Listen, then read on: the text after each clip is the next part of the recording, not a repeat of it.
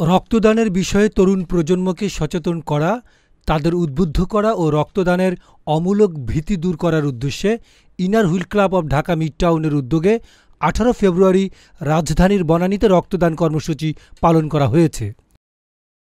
আয়োজকরা জানান, যারা স্বেচ্ছায় ও বিনামূল্যে রক্তদান করে লাখ লাখ মানুষের প্রাণ বাঁচাচ্ছেন, তাদের সহ সাধারণ মানুষকে রক্তদানে উৎসাহিত করাই এর মূল উদ্দেশ্য।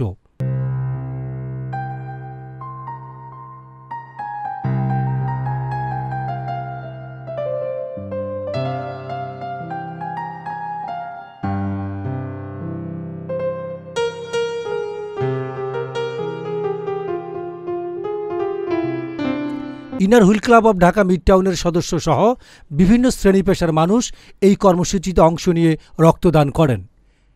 এ সময় উপস্থিত ছিলেন inner wheel club of Dhaka mid টাউনের প্রেসিডেন্ট চেমনারা সালাম সহ সংগঠনের কেন্দ্রীয় নেতৃবৃন্দ। Club of Dhaka mid town অনেক বছর থেকে কাজ করে যাচ্ছে বিভিন্ন সেক্টরে, এডুকেশন বলেন, উমেন্সদের যত রকমের সুযোগ সুবিধা দেওয়া যায়, শিক্ষা খাতে আমরা প্রচুর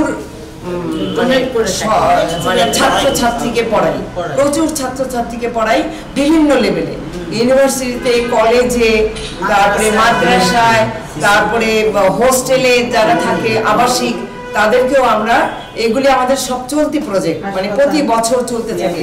আর বিভিন্ন হাসপাতালে আমরা ডোনেট করি, বিশেষ করে টিবি হাসপাতালে পুষ্টিকর খাবার, তারপরে যারা প্রেগনেন্ট ওমেন তাদেরকে পুষ্টিকর খাবার, তারপরে আমাদের বিরাট একটা প্রজেক্ট আছে হুইল চেয়ারের, সেইটা এখানে তো দেওয়াই হয় পঙ্গু হাসপাতালে সরোয়ার দিতে, আরো দেই আমরা থেরাপিতেও, যাদের মেরুদণ্ডের অসুবিধা ওইগুলিও দিয়ে থাকি। বিভিন্ন ক্যাটাগরিতে আমরা হুইল চেয়ারটা আমাদের অনেক বড় প্রজেক্ট।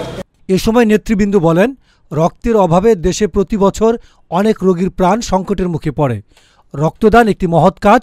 রক্তদানের মাধ্যমে আমরা অন্যের জীবন বাঁচাতে পারি। একে অপরের সাহায্যে এগিয়ে এলে রক্তের অভাবে কেউ জীবন হারাবে না। আল আমিন সেলিম, গণমানুষের আওয়াজ, ঢাকা।